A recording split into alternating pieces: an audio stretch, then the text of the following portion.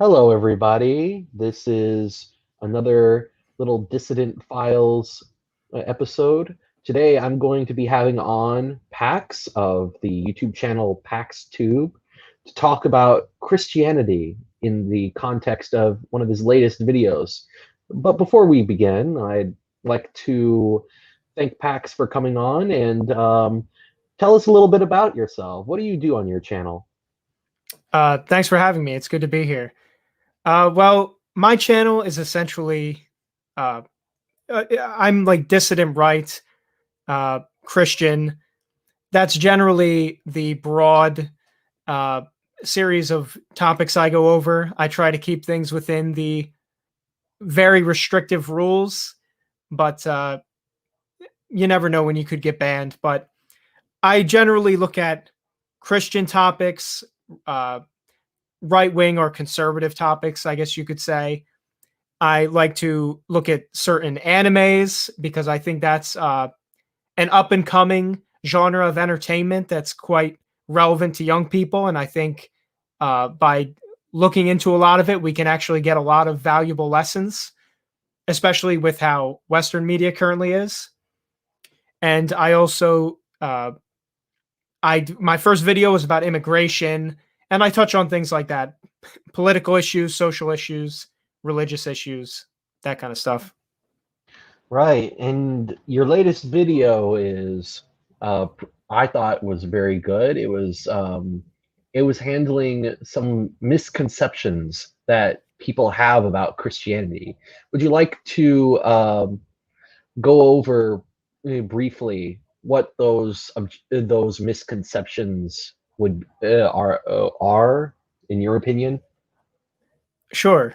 Well, my video was just 5 common ones. There are many, many, as I'm sure you know and your audience knows, there are many misconceptions about Christianity. But in my video, I just picked 5 ones that my audience suggested, which were uh, number one, I believe, was that Jesus was a hippie. That was one common misconception, especially among left leaning people or liberals, etc. And then there were some other ones like that Christians can never engage in violence. That's a big misconception. Um, that there were so-called dark ages. That's a misconception that's unfortunately quite common. And that's the kind of gist of misconceptions that I corrected. So I think it was I really enjoyed making it. And I think I love doing videos about Christianity. So I'm glad I had the opportunity to do that. Yeah, in particular, it's not just liberals that I've seen claim that Christianity was Christianity is somehow leftist or liberal and that Jesus was a hippie. I've seen a lot of these kinds of edgy, hard right people on the internet make the same exact claim. And they'll use the same exact arguments that the liberals do. It's just that their conclusion is slightly different. They'd say, well, Christianity is liberal and therefore it's bad. Yeah, I know what you're talking about.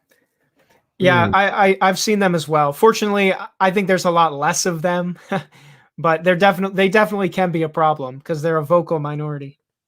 they are a vocal minority in online spaces. I mean, in particular, I've been getting this comment a lot that liberalism is just a more consistent form of Christianity. That Christianity was inconsistent because on the one hand it had this message of everybody is equal before the eyes of God, and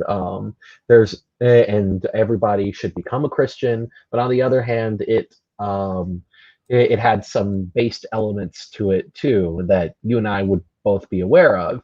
And what these people say is, well, liberalism is just a more consistent with its universalist principles. What would you say to people like that?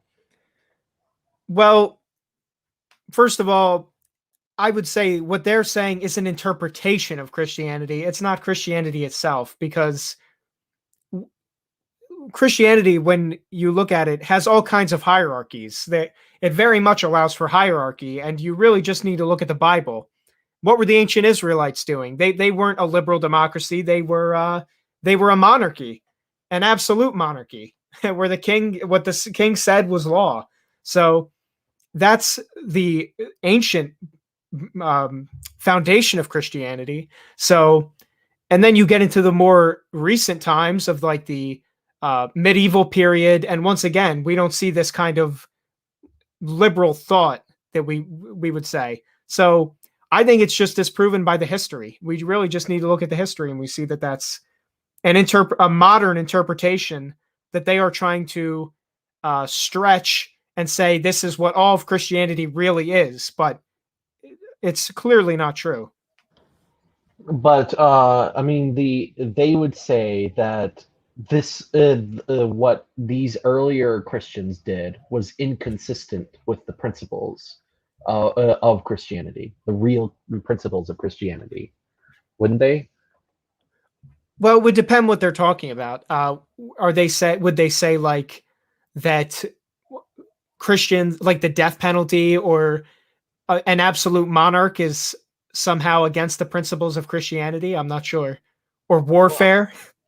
I think what they would be referring to are things like nationalism, ethnic particularism. A lot of these people tend to be moral relativists, and they see Christianity as, you know, the Christian idea that all nations should bow before the Lord. They see that as being this kind of denigration of ethnic particularity. I mean, I've seen, and this is something that that you see grievances out of, and this usually leads to grievances from pagans, and you see this on both the left and the right, by the way. Yeah. You have on the left you had what's his in their face, Gore Vidal adopting this view, and then on the right you have Alain de Benoist, of the European New Right. They both make the same argument that Christianity was universalizing and totalitarian and intolerant towards ethnic particularity, and in particularity in the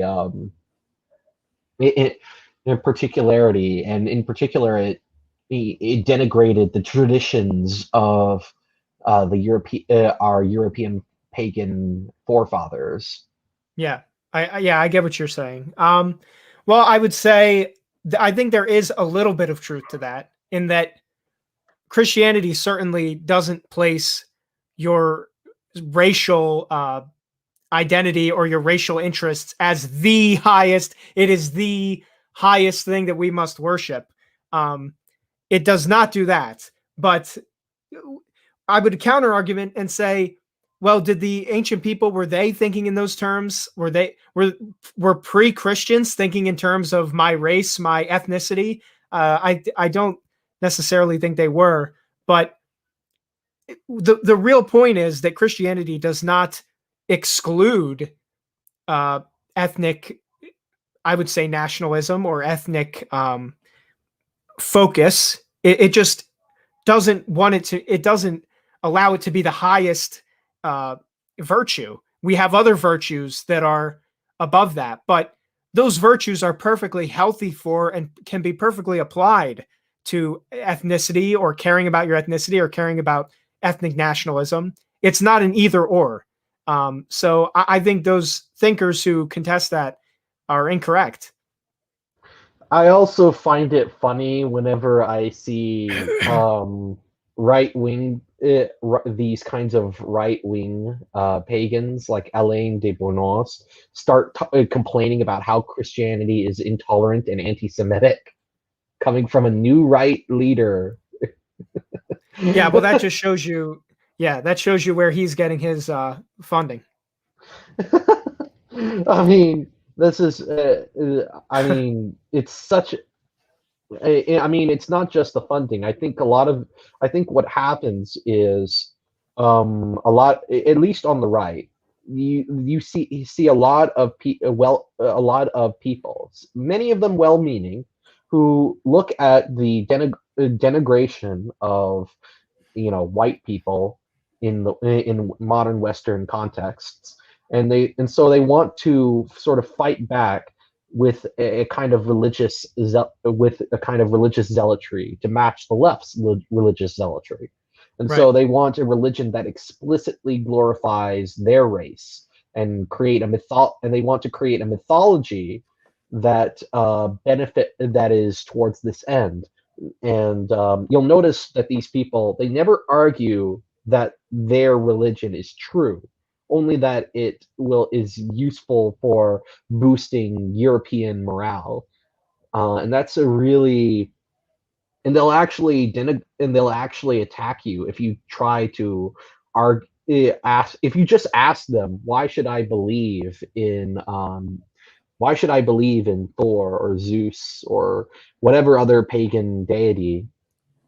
They will attack you and accuse you of being like Richard Dawkins, and then they'll use Richard Dawkins type arguments against Christianity.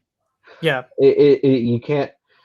And the reason why is, first and foremost, the truth of what they're espousing is secondary to the political usefulness their of the religion that they're forming. And the reason they're opposed to Christianity is when they look at the Bible, they see it as, oh, this is just Jewish history. Where are the Europeans in here? Right. Yeah, I was just nodding at everything you were saying because, yeah, you're definitely right. Uh, and I mean, it's just a fool's errand because you can't just invent a new religion and hope that that's going to somehow create racial consciousness. I just don't. I think that's just embarrassing, quite frankly, to see people try to do that. I don't think it'll ever catch on, and it shouldn't catch on because it's wrong. I mean, I'm not just a Christian because it's practical. I'm Christian because it's true, and I'm sure you'd say the same. Indeed, yes, yeah, and it's telling that a lot of these people, they also denigrate the idea of objective truth, and they have a more. You see, the more I think about these kinds of people, the more I get the impression that they are taking a lot from the surrounding culture and and just repackaging it as something based in red pilled. Right.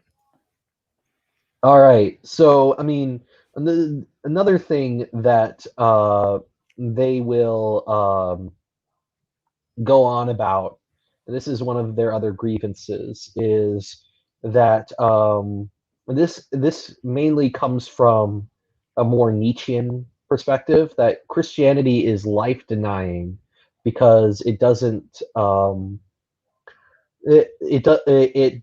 put it makes the our material life this life, it puts it secondary to the life to come, and so in that sense it is life denying. Hmm. And you see this both on the left and on the right. Again, and, leftists will put more emphasis on, well, Christians aren't doing as much to change social institutions and do revolution. And then on the right, it's just a general, well, Christians aren't doing enough to help white people or the race. Uh, what are your thoughts on that? Well, I think it's a very hedonistic way of looking at the world. I I don't think that believing in the afterlife makes you more apathetic to what happens on Earth. I mean, I think this is disproven just by looking at modern atheists versus modern Christians. Which is more apathetic to morality? It's not the Christians. So I think it's disproven by reality, and I just think that when you look at Christian morality, it emphasizes caring. It emphasizes caring about this life, caring about your own actions, caring about the actions of others. I don't see this apathy or life denying kind of accusation. I think that's just a way, historically, especially these, atheistic philosophers. I think they didn't like Christian morality. They didn't like what it was telling them to do. You can't go have sex with whoever you want. You can't go have 10 out of wedlock kids. You can't marry your cousin, this kind of stuff. And they didn't like that. So they said, this is life denying. You're denying me my life. And that's the kind of BS they would say. And they wrapped it in some philosophical guise. And that's how we got to this kind of accusation. But I think it's a bad faith accusation, to be frank. Yeah, I think a lot of these people, in particular, it's not. You're quick to point out the sexual part, and I think for a lot of the more libertine types, this life-denying accusation does amount to this. But I think also, for a lot of these people, there are also the more charitable aspects of Christianity. The idea that we are supposed to help people and and protect the naked and the hungry and the poor, and that sort of view from a certain type of person. That sort of view is seen as, well, you are being weak by showing mercy and compassion to those who are lesser than you. And I think a lot of that drives this accusation of life denying, because these people have a might makes right attitude, and they see the Christian teachings as what Nietzsche called slave morality. Right. Yeah. I think part of it is also like a materialistic way of looking at the world. Like, Christianity emphasizes charity and not emphasizing material gains or material wealth. And some people think that, well, you're just being stupid. You should go for the wealth. That's clearly what you should be doing. Christianity is just tricking you into living a worse life so people can exploit you. That's actually how Marxists attacked Christianity. They said, this is just how the ruling class keeps the peasants down. It gives them this Christianity and then they don't revolt. But that rests on the assumption that material wealth equals a better life. And I think that's been thoroughly disproven over time. Money doesn't buy happiness. And you can have all the money in the world, but if you don't have a lot of the good things that Christianity provides, which is content with yourself, acceptance of life for what it is, feeling comfortable in your eternity with God, those are things that money can't buy. Not to mention having a family, having a community that shares the same beliefs as you.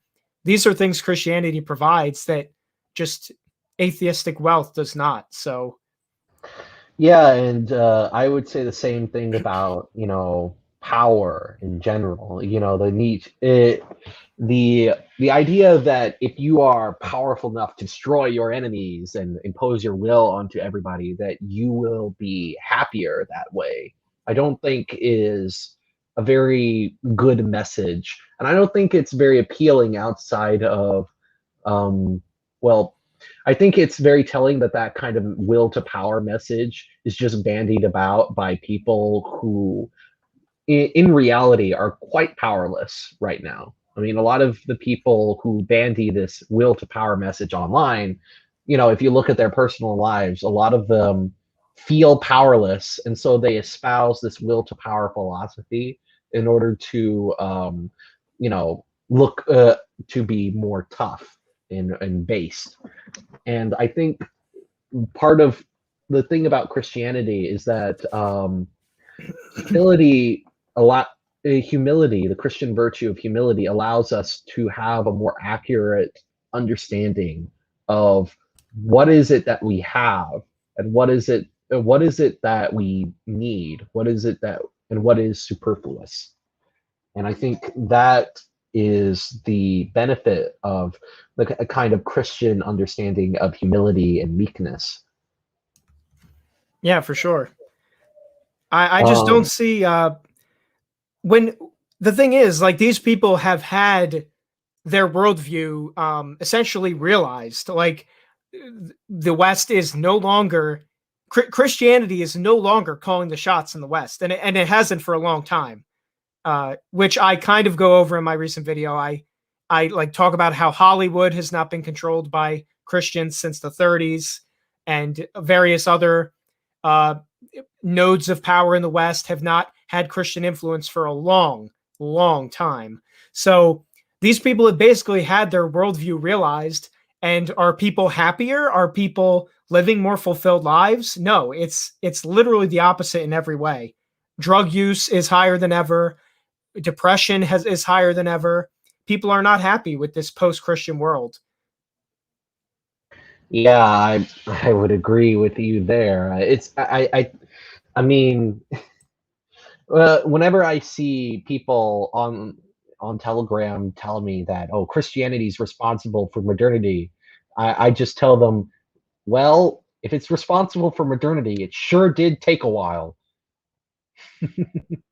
Yeah, uh, definitely. but going back to, I think we can move on to the next part. You talk about a post-Christian society, and that really relates to this idea, this misconception that you go over in your video, that Christianity is just something you do on Sundays at a church, and it's not something that you take out into the world. Could you go into a little bit more depth on why this is a misconception, and how it, and maybe could you answer whether this has anything to do with the fact that we are living in a post-Christian society? Is the post-Christianity a result of this attitude? Is it a or is this attitude a symptom of the post-Christianity? What is your take on that? I think it's both, and I think the main reason that this not just misconception but way of life, I guess you could say, I guess cafeteria Christianity is what they call it. You just show up and leave, and that's it. Um, I think the main reason it exists is because it's easy. It's the easy route. You go to church and you're like, all right, did what I had to do, and you just drop it there, and you don't have to think like in your personal life, should I be doing this? Should I not be doing this? Should I be evangelizing right now? Should I divorce my wife? Should I not divorce my wife? People don't want to. It's easier to just ignore it sometimes, but it's obviously not the right thing to do. So I think that's the main reason people do it. But I also think it's a symptom of the modern age, how uh, society really right now discourages Christian ways of thinking. Just full stop. It does not want you to consider God when you're making choices. It wants you to think about, just how does this affect me? How does this affect my immediate circle? So I would say those are the two primary reasons this misconception exists. Yes, very. I think to give a slight anecdote, and I like to hear your thoughts on this. Um, so a friend of mine, he runs another podcast called Praise of Folly. He was talking about once about I can't remember if it was in a live stream with someone else or if it was with me in private, but I don't think he'd mind me sharing this either way. I mean, shout out to Todd Lewis of the Praise of Folly. Anyway, he he grew up in a very fundamentalist background. All the kids he knew were homeschooled, and there were, and the church was very involved with families. So you'd think it would be very ideal, but when his peers got became adults, went out into the world, they all, everyone except for him, became the secular liberals almost immediately. And the reason he gave for that is, once the church seems not to have an answer to the modern world that they are putting out. Once these Christians are raised Christian, they're just scattered off is just thrown out into the world, going, okay, we've taught you everything, just go out there. And naturally, these people will drift away from the faith because the church isn't. They see the church as not being important after they grow up. They had their education, so now they they don't feel the need to go back. And I'd like to hear your thoughts on this. And what do you think could be done about this kind of attitude? Yeah, well, I first think the reason this is happening is just because, as we've alluded to, the pressures that are on people in this current age to just not be Christian or to be just secular, etc., are immense. I mean, there is a lot of pressure, especially and on churches themselves. There's pressure to liberalize. There's pressure to basically just become like the status quo. Don't rock the boat. Just be like every other secular institution. Could you So give me there's the, examples? Sorry for interrupting, but could you it's give me fine. some specific examples of these kinds of pressures in our everyday lives?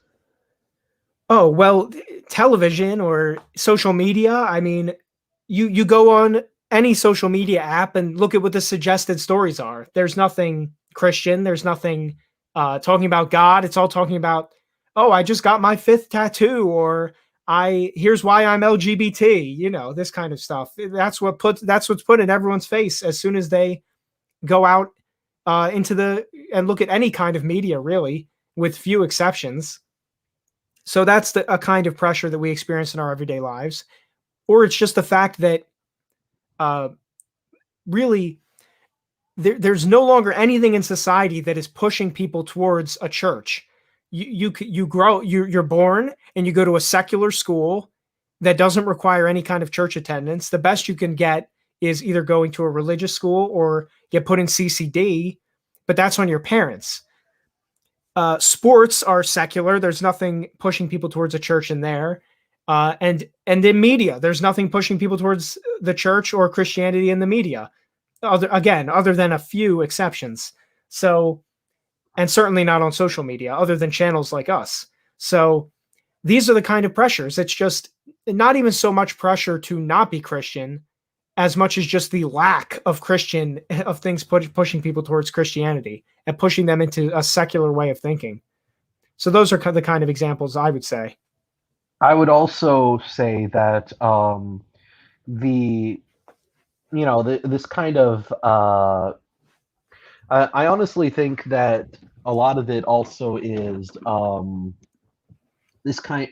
I, I think one person in particular talked about the the sort of push towards sexualization of the culture. There was a live stream I watched recently that said that this push towards mass sexualization is a huge driving factor in religious apathy, because once your brain is on porn, you become less religious. And this is an argument that some people like Mary Eberstadt, uh, a great author, has talked about. She her book is her work is pretty interesting because while most people would say, well, first the West lost God, and then it became, and then there was this tidal wave of sexualization out of the sexual revolution. She tries to claim that actually it was the other way around, that this pornification of our culture led to mass secularism and mass and sort of this practical atheism that you see in everywhere you go, really. What would you say to that? Do you think she's right, or is the causality the other way around? Uh, I think she's mainly correct. And E. Michael Jones says the same thing. He says pornography is social control. That's the argument he makes, and I think they're both correct. I think, especially with the sexualization, the reason it's so damaging is because it's the total opposite of what Christian morality says. Christian morality, you're not even supposed to have sex out of wedlock. And today you can just go on you can go on the internet and find just women not only having sex out of wedlock, having sex with many men at once, or men having sex with men. And it's just such an affront to what Christianity stands for that I think it just shocks a lot of people into just disassociating, you know? So I definitely think that's part of it. And in terms of the LGBT stuff, people are now basically using that as a replacement for religion. They're making that their identity. So, and they're worshiping, the LGBT flag and, whatever, and their own ability to have sex wherever and whenever they want. So I definitely think that's part of the reason things are so bad. So, all right. Hey, speaking of sexuality, this might be a slight tangent, but it is related to what we were talking about. Have you ever heard of something called anime sexual? It's very cursed. yeah, yes, I've But heard I of it. think I think it's but a joke, fortunately. well, yeah, but when I look at this, I don't see it as any less serious. I mean, given the principles by which, um, homosexuality becomes an identity, how can we deny? How can you deny that anime sexual is not equally an identity? Because I actually once talked to an atheist about this on Twitter back when I actually had Twitter. I talked to an atheist about, you know, why is it that sexuality is an identity? And I asked him, well, it seems obvious why religion is an identity. Religion is a valid identity. Why ethnicity is a valid identity. Why gender or sex is a valid identity. But sexuality seems a bit more amorphous. How can you build an identity out of that? There's no culture. There's no tradition. There's no culture. There's no ideal in there. And he says, well, it's an identity the same way being a fan of Star Wars is an identity. It's that, it's, and if that's honestly, if that kind of consumer identity is considered to be equally valid with ethnic identity, then why shouldn't being an anime fan or attracted to anime characters be equally an identity to homosexuality? Right. And they don't have an answer for that. And I think if that went to court, like if you were discriminating against anime sexuals and that went to court, frankly, I think the courts would side with the anime sexuals, because how can we discriminate against one so-called sexuality while protecting others? So, and I think that's the same reason that eventually bestiality is going to get legalized, and as is sex with inanimate objects and et cetera, or marrying inanimate objects. Once you say that man woman is not the society mandatory standard, you've destroyed your logic to argue against any of these other things, no matter how ridiculous they get. And that's without even mentioning transgenderism, which is a logical catastrophe. Definitely, yeah. I think that this kind of, I mean, a lot of the support of, and on the other hand, you do see within these LGBT movements, a lot of people support them solely because they hate Christians and they see this as being anti-Christian. Yeah, that's what I would call the Redditors. That's basically what they are.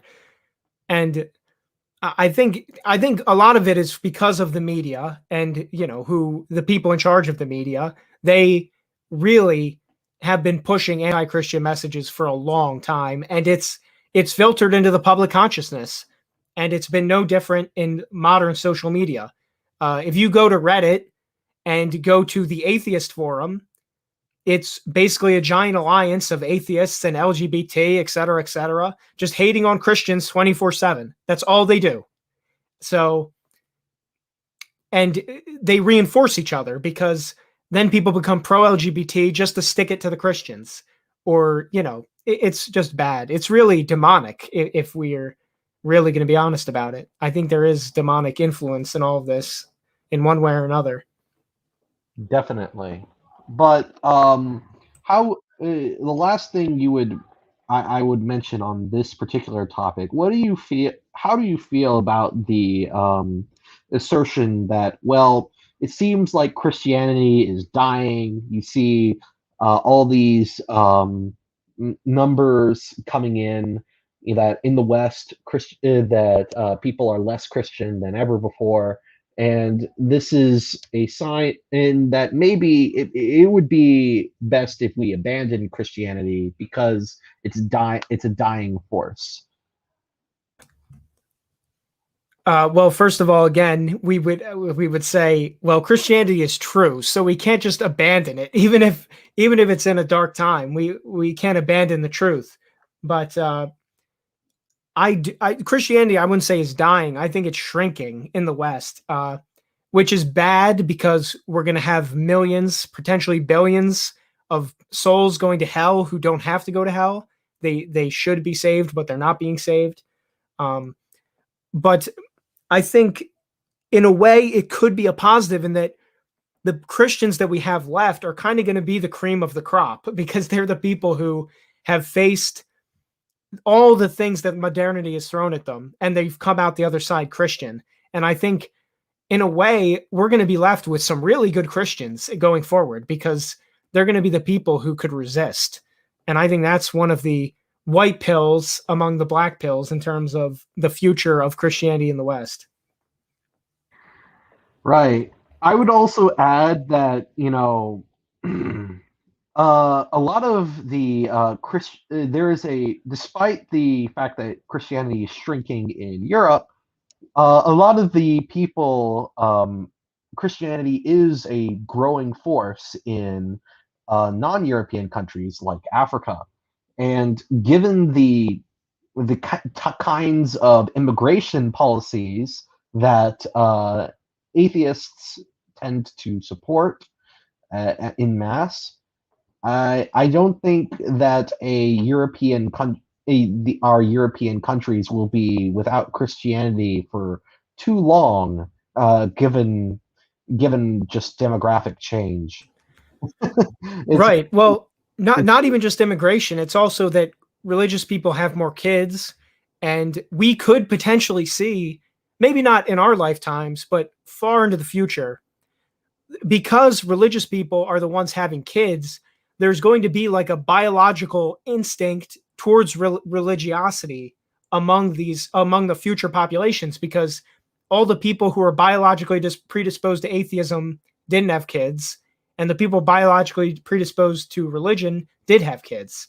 So we could see in the future where people are more biologically predisposed to religion than they are now. And that's an interesting way to look at it.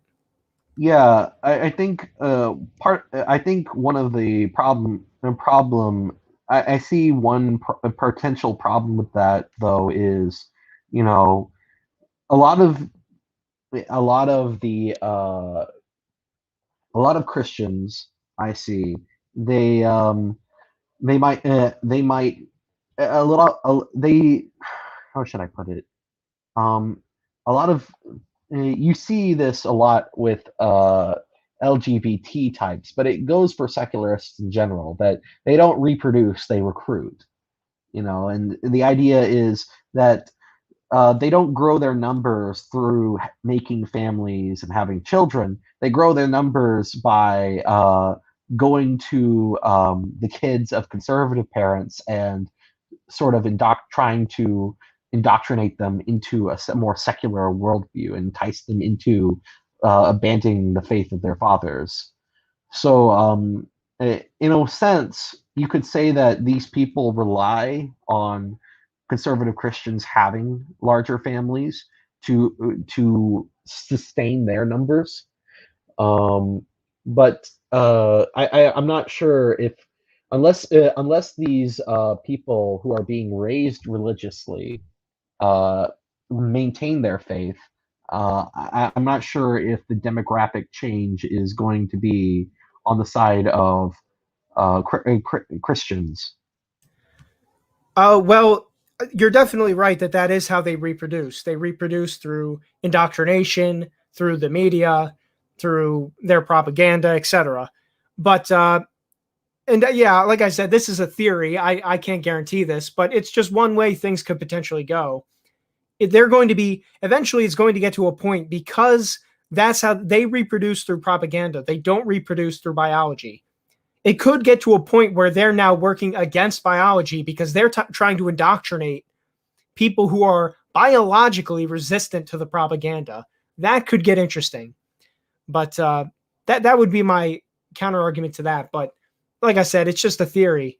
The other thing I wanted to say on this, in terms of the future of Christianity, is that I do think Christianity is going to make a comeback because I really do think this atheistic secular way of living is really straining people. It is not sustainable, period. It is not sustainable. This is why Europe is like a museum for old people now. It's the youth is a fraction of the population. It is literally not sustainable to live in the current atheistic way. Your society, why are they bringing in immigrants? Because they want more people, because their own people aren't reproducing.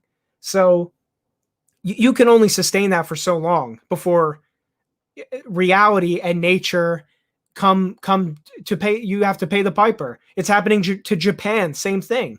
So this lack of religiosity cannot be sustained, I think, for the next 100 years. Something's going to happen. So it'll be interesting to see what that thing is. Definitely, definitely. Speaking of redditors, um, never thought I'd use that phrase. Speaking of redditors, uh, what is a common misconception that you see among online atheists that you didn't talk? I don't think you talked about in your video, at least not directly, is the idea that Christianity is unscientific and irrational. Would you like to go over why this is a misconception? Yeah. Well, we could, first of all, let's look at history, and we could see the countries or the areas of the world where science made its greatest strides was the Western world, the Christian world. And I think that was because, and there have been books on this. I couldn't name the books, but it's definitely been written about that Christianity motivated a lot of the early scientists because they had the theory. I think this goes all the way back to St. Augustine or St. Francis of Assisi. The theory that by studying the world and by understanding the world, we can better understand God. I think this concept has definitely been written about, and that was a big motivator for the early scientists. So Christianity in the medieval period and in the 1700s, 1800s, 1900s fueled science because people wanted to understand the world, because the foundations of Christianity were pushing them to do so. They thought that this is how we can understand God. We can understand the world. We could better understand what God wants for us and what he intended for us. And also, the morality of Christianity melds very well with science, the scientific method, because with science, you need honesty, you need humility, you need the ability to admit you're wrong, you need the ability to be honest with the people you're working with. And I think Christianity was very good fostering that kind of morality among the scientists.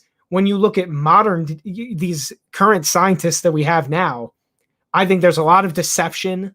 There's a lot of lies. I mean, look at COVID, guys. Do you think every scientist here is being honest? But so yeah, I think Christianity is not only compatible with science, it's very good for science. So that's what I would say to that. I would also add that a lot of people, when they say that Christianity can't be reconciled with science, what they're talking about is a particular interpretation of science, namely interpreting science according to this kind of naturalistic worldview, whereby you exclude the supernatural a priori. If you do not go into the science with these kinds of assumptions, and you instead go into read the science in the light of, say, Thomistic philosophy, which is very much compatible with a lot of the findings of science, such as quantum mechanics. You can look at Edward Feser's book, Aristotle's Revenge. Um,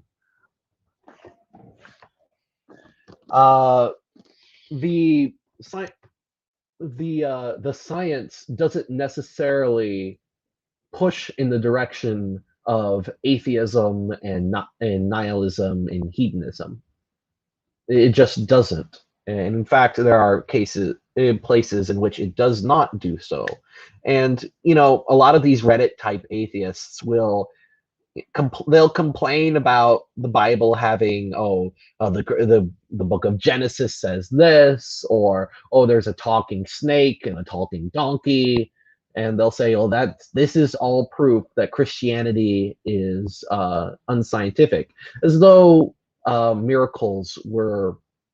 I mean, they don't seem to understand the concept of miracles very well, and I would argue that this is a fault of someone like David Hume, who made this argument that because miracles are violations of the laws of physics, and the laws of physics are inviolable, therefore miracles are impossible, which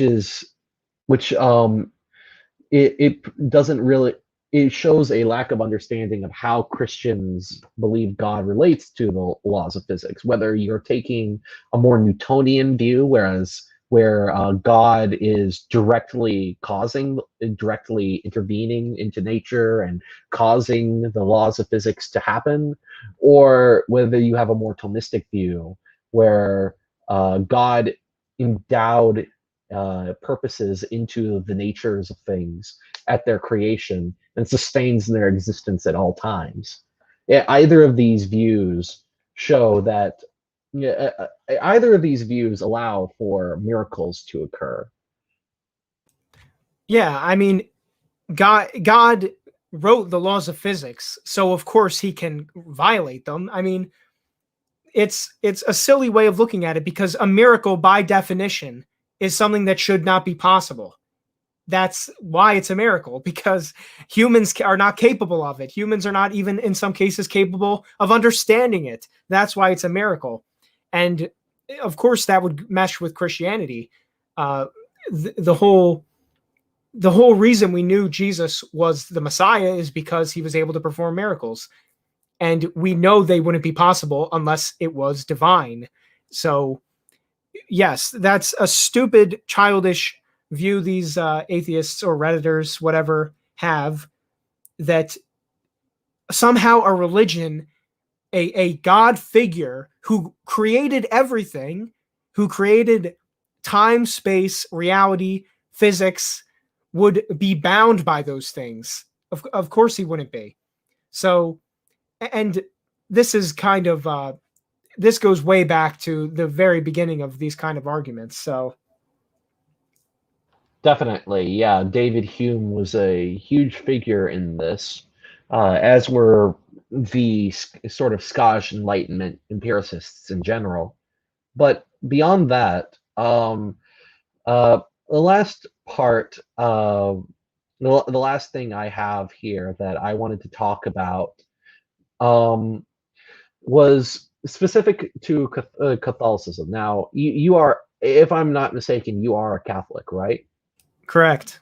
Yeah, I'm a Catholic, you're a Catholic, and the Catholic Church in particular gets a lot of negativity, and gets a lot of bad press. In particular, anti-Catholicism is the only acceptable prejudice in America, according to one guy. Although we could add white people in general to that statement Yeah. now.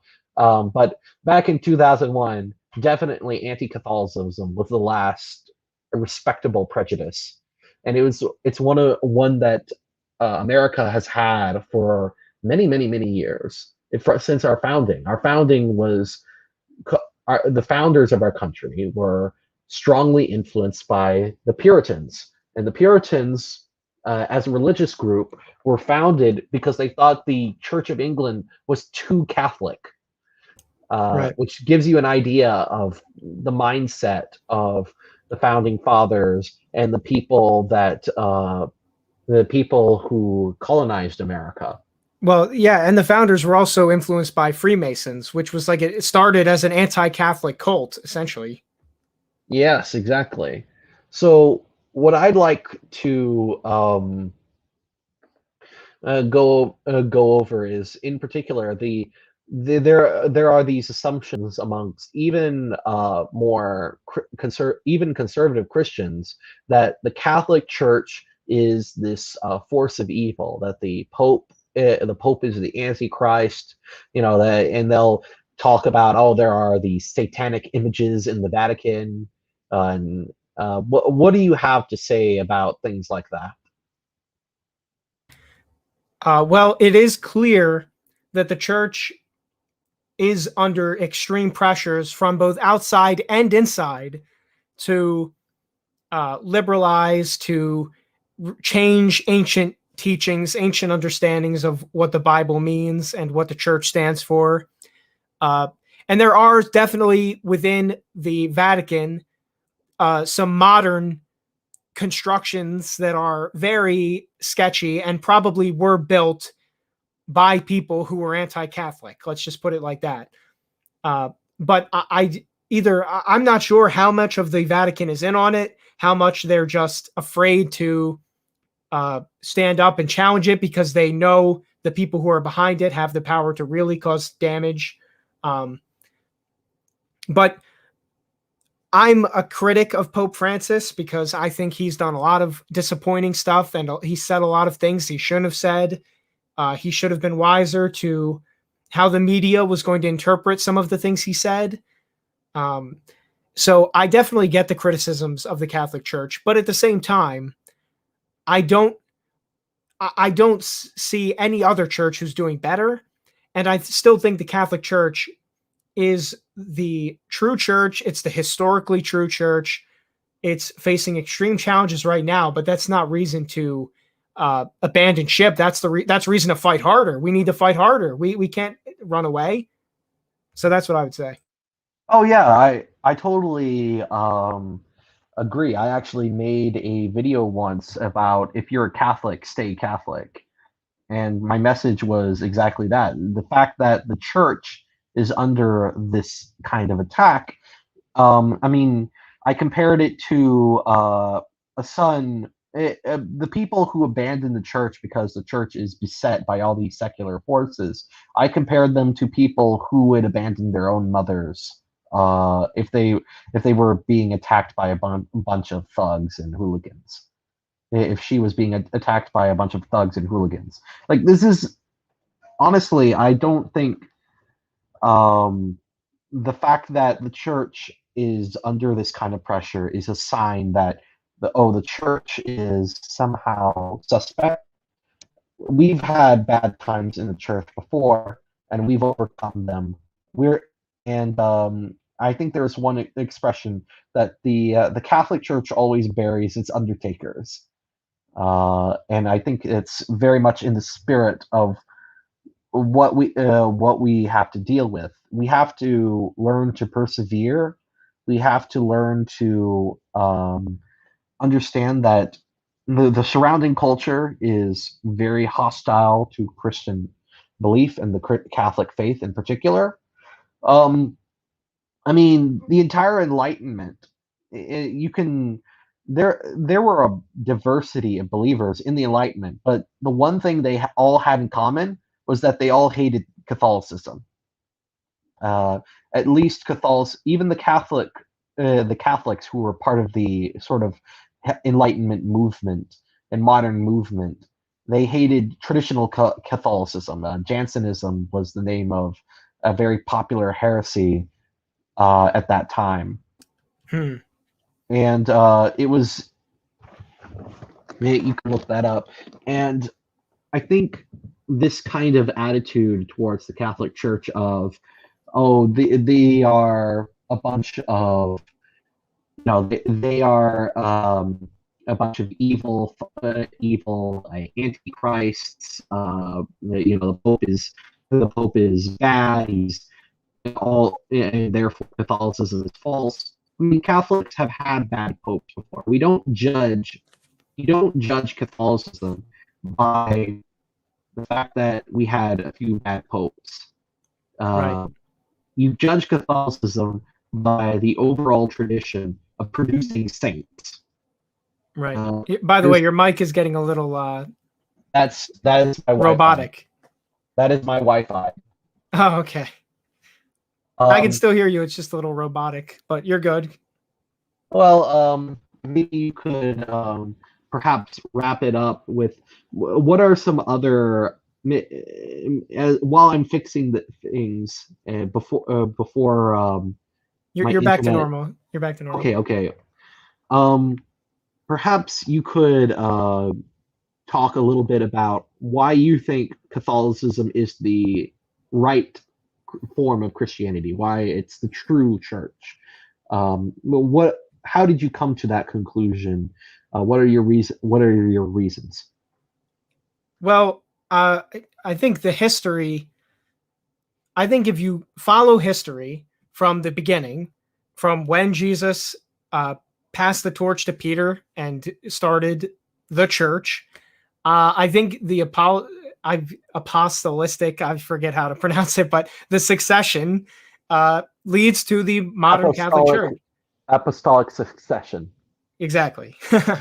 I think that leads to the modern day Catholic Church. Now, Orthodox would say it's us, but I think they at least have a better claim than Protestantism, which is just, as far as I'm concerned, rebellion. But that's the main reason I would say, is that the historical ties are there. And I also think the Catholic Church has stood the test of time the best. Protestants would say the church is doing bad things, but let's look at some of these Protestant sects. I mean, we're seeing transgender priests, women pastors. I mean, it's a catastrophe. So they really don't have any room to criticize. But I think the church is the most well organized. It has the best historical claim, and I think it has the most coherent, detailed, rational explanation for the Bible, and its way of explaining and teaching is the best out of all the different people who claim to be the true Christianity. So I think I would tell people to read the Catechism of the Catholic Church. I think it's fantastic. If you ever want to understand Catholicism, the Catechism of the Catholic Church is where to go. And I'm not sure of any other sect has that kind of detail that the Catechism does. I think it's Catechism. Catechism, yeah. Yeah. It's okay. It's okay. It's all tongue in cheek. Right. Said, speaking of the history, what do you think about those who talk about something like the Great Apostasy? The idea that, when the Council of Nicaea happened, Constantine sort of ruined the church. I know that my friend Todd Lewis, he's a Mennonite, and he talks about how up until Constantine in the Council of Nicaea, all the Christians were the Christians were not involved with politics, and so they were more pacifistic. But afterwards, you see a shift in how things were, and now they just there's this and now Christians are more willing to say that war is acceptable. What would you say to someone like that? Well, I would say, well, where was the real church then? They would probably have some weird sect that existed, but I think I just don't. I wouldn't agree with that. I think Constantine contributed to Christianity. I don't think he perverted it. I think he ultimately, I think God used him as an instrument to spread Christianity into the force that it became. I don't think it was. I don't think it was a corruption. I think God ultimately used the Roman Empire to allow Christianity to spread and to eventually become dominant among the not just the people but the political class. So I don't think that was. I definitely think that some people exploited Christianity or weren't as good as they should have been, but that's the nature of mankind. We're never going to see a perfect Christian movement. That's just not how it goes. We have to look to our saints for inspiration. But yeah, I would just say Constantine, I would look at him as an instrument of God, not an instrument of Satan. So, All right, I think that's definitely something to keep in mind. That, by the way, am I roboting again? a little bit, yeah. All right. Well, perhaps maybe you could wrap it up by saying your final thoughts on what are some aspects of what are some aspects of Christianity that you think are that you think make it true, and are there any other misconceptions that we haven't covered here that you think need to be addressed? Yes. One of the misconceptions that I was actually thinking of making it 6 misconceptions instead of 5, but I kind of wanted to get the video done, so I decided not to include the 6th one. But the other misconception that I think is worthy of correcting is the idea that Christians, Muslims, and Jews worship the same God. I think that is a big misconception, even among some Christians. So the idea that we all worship the same God and hey, we all have more in common than otherwise is just totally wrong. Um, Well, Islam, I mean, Islam's God is totally different. I mean, we could go into the details, but I would tell your audience, if you're under this misconception, look at what Islam thinks about Jesus, and then look at what Judaism thinks about Jesus. We don't even want to say the kind of horrible things they have to say about Jesus. So we do not worship the same God. No. well, I would definitely disagree with that. If you look at the history of Islam and Judaism and Christianity, a lot of they all use the classical theist philosophy to describe God and his attributes, and it's they might Judaism and Islam might get some things wrong about about God, but we can't say that they don't worship the same God. They just worship him incorrectly. But I don't agree because if you look at the ways they think of God and the way they think of heaven, it's not just that they worship God incorrectly. It's that there's so much different. You can't even say that they worship the same God. It's at that point Really? it's a different God. Well, really, I mean, all three of those religions, they attribute the the different attributes that you would see in classical theism, like simplicity, omnipotence, omniscience, perfection. Uh, the you know they all three of them all three of them even use you know they all three of them borrow heavily from Greek philosophy, and especially Plato and Aristotle to describe the God as the first cause of the universe. It seems to me that even even if they disagree on something like the Trinity, the we can't say that they don't when they say God when the Muslim says Allah and we say God or God or and when I don't know what I don't know exactly what Jews say when they say a God, but when there is a similarity in reference. There is the same reference, even though we would disagree on some rather key things like the Trinity. And if you say that the Trinity is important to not being a Trinitarian is deal breaker there. I would just ask you: Abraham and I, did Abraham and Isaiah did they worship the same God as the Christians? Because they weren't Trinitarians. Well, yes, but that was before that was before Oh, God see, did these other things. So I don't see how that's a deal breaker though. I don't see how Trinitarianism would say. I'm not saying that these religions are correct. I just say that worship. They have some wrong ideas about God, even if we worship the same God. well, I get what you're saying. I think we're splitting hairs on what it means to worship the same God or a different God, but Well, we I can mean, respectfully disagree.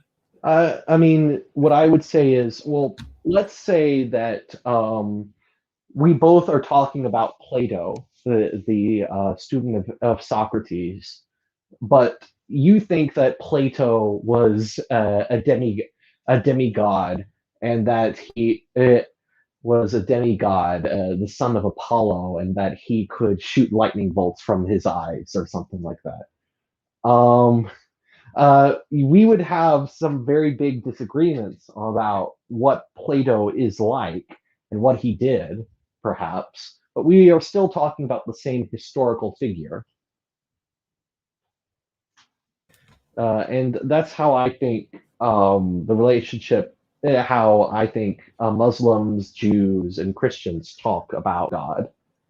Um, That argument probably applies more to Jews. I think when you get into Islam, I think they have an entirely different history of pre pre Jesus times, and they certainly have a totally different view of Jesus. They think Jesus faked his own death. I mean, they have just well, totally crazy beliefs about they that kind of certainly thing. do. They certainly do, but they I mean, saying Jesus is the Son of God and saying Jesus was a prophet, and if you, but here's what I would say. Um, Muslims believe Jesus was a prophet. Christians believe Jesus is the Son of God, and atheists and Jews think that Jesus was just a false teacher. But all three of them would agree that there was this figure named Jesus who lived in Nazareth, at least unless they are like these crazy Christ mythers. Uh, the the in the similar way, we can say that I think the what the only way you can say that a monotheist is not worshiping the same God as you is if your metaphysics are so fundamentally warped that you eh, you start attributing to God things that make him less than God. Like for example, there was this guy, I forgot his name, I think it's Ryan Mullins or someone like that. He argued that God undergoes change, that he's bound by time, that God, basically what we call God is essentially a kind of a cosmic Superman without a body. And this is actually a very common view among a lot of philosophers. People like William Lane Craig and Alvin Plantinga both adhere to this kind of view. Richard Swinburne, too. And it's called theistic personalism or neo-theism.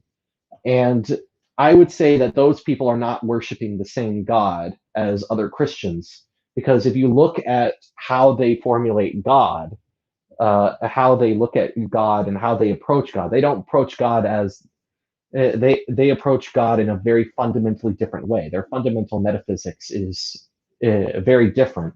Whereas if you look at the underlying metaphysics of theology in someone like Averroes and Avicenna, and in Maimonides, and then in St. Thomas Aquinas, uh, you see a lot of similarities between these different schools and how they approach God. Yeah, I get what you're saying. All right. I hope that I wasn't expecting to get into a disagreement with you, but I suppose that we can't all. It's good to have a kind of. I don't think I've ever met someone who agrees with me on everything. Yeah, it's healthy discourse, Yeah, exactly. I mean, it's not. I don't think it's a Catholic dogma that you have to believe that Muslims worship the same God Right. as the Christians. I don't. And let's not even get started on Mormons. Oh God, no, Mormons are actually excluded for that because they have their version. No, seriously, their version of God is very anthropomorphized. They actually believe that God had a beginning. They believe that God was an alien. God the Father was an alien that was born on another planet and came to Earth and has a cosmic wife and cosmic children and stuff. That he literally impregnated Virgin Mary with Jesus. Yeah. Like this, so Mormonism has a very anthropomorphized view of God, and Right.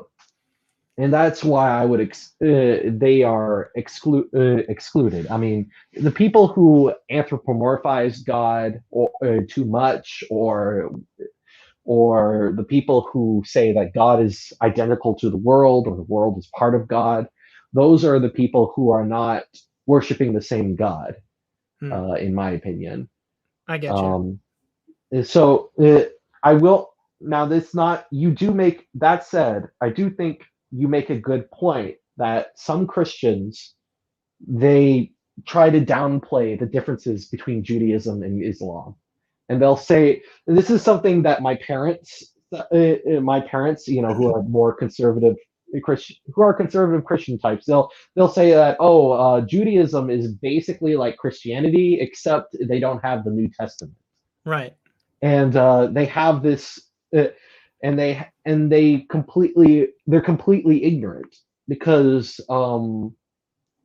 you can still worship the same God and have radically different views. Like the Arians, for example, the Arian Right.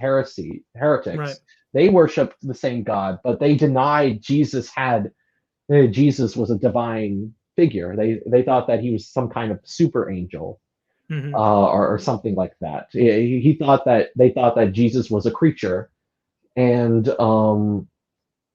that and so you can have radical disagreements amongst classical theists. I mean, there are some classical theists in history who have been pagans, like Plato and Aristotle, and they taught that God was uninterested in the world. Uh, Right. so you can have radical disagreement amongst monotheists Yeah, and while it's not worshiping. just for in regards to Judaism. I would tell your parents, I would say, well, it's not just that they lack the Old Testament. They also have the Talmud, which is new, and of course, they don't have the church. So those are catastrophic differences, I would say. Catastrophic is one word to put it. Yeah. Uh, so to wrap things, any final thoughts on Christianity and the people who object to it? Well, my final thoughts would be I hope they reconsider and I hope they eventually convert. And we as Christians should try to help them see the light, of course. All right, that sounds pretty good. Now I'm looking at the chat, and there are some people saying, "Oh, William needs to answer our questions." Uh, there's, there people are asking about the JQ. People would say, you Do know. they know what platform we're on? Come on, be smart. Well, I guess we can answer this one question. Pax, did you ever think of making some videos on history or more responses to YouTube historians? Yes, I have considered doing more responses to historians. I think those videos are pretty easy to make, so I'll probably be looking into them more in the future. So just keep giving me suggestions. I rely on audience input in a lot of what I make, so feel free to make suggestions. I'll keep that in mind. Maybe I can find some juicy videos that you can respond to if I don't make a response myself. Anyway, thank you all for coming and watching this, and thank you, Pax, for this lively interview. I really enjoyed it. Thanks for having me. It was fun. All right. For everyone else, stay tuned on my channel. There will be more content coming in the future, and God bless everybody. Bye bye.